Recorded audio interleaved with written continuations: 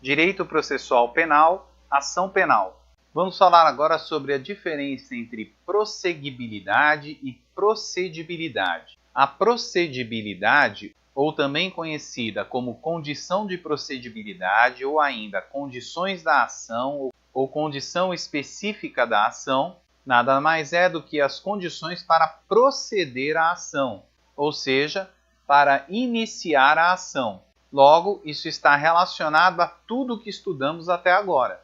Um exemplo disso pode ser o artigo 88 da Lei 9.099, que fala sobre a representação em relação às lesões leves ou culposas. E ele diz: além das hipóteses do Código Penal e da legislação especial, dependerá de representação a ação penal relativa aos crimes de lesões corporais leves e lesões culposas. Portanto, uma condição da ação ou uma condição de procedibilidade para lesões corporais leves ou lesões culposas é a representação do ofendido. E a condição de procedibilidade é diferente da condição de prosseguibilidade, também conhecida como condição superveniente da ação, que é a condição para se manter o andamento do processo. Portanto, a sua análise se dá após a análise da procedibilidade. Aí nós temos dois exemplos em relação à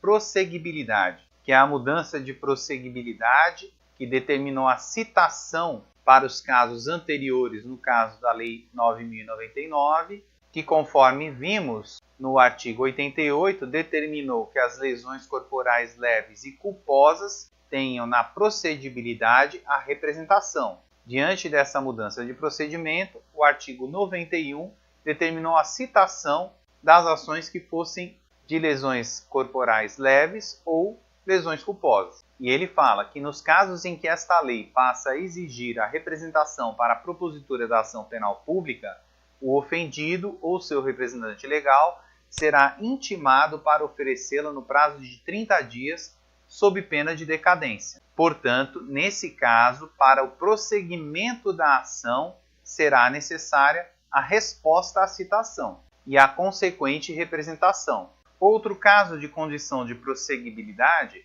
é a inimputabilidade superveniente, do artigo 152 do CPP, também conhecida como crise de instância, que suspende o processo até a cura do inimputável. E o artigo 152 diz: se verificar que a doença mental sobreveio à infração, o processo continuará suspenso até que o acusado se restabeleça, observado o parágrafo 2º do artigo 149.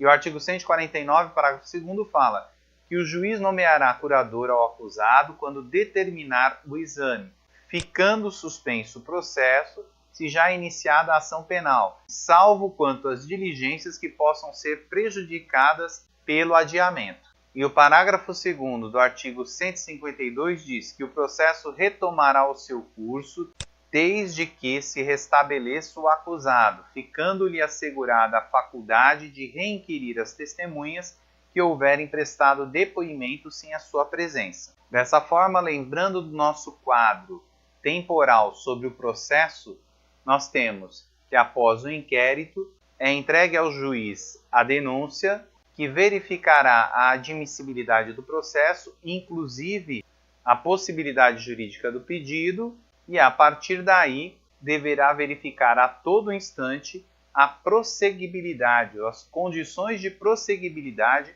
do processo.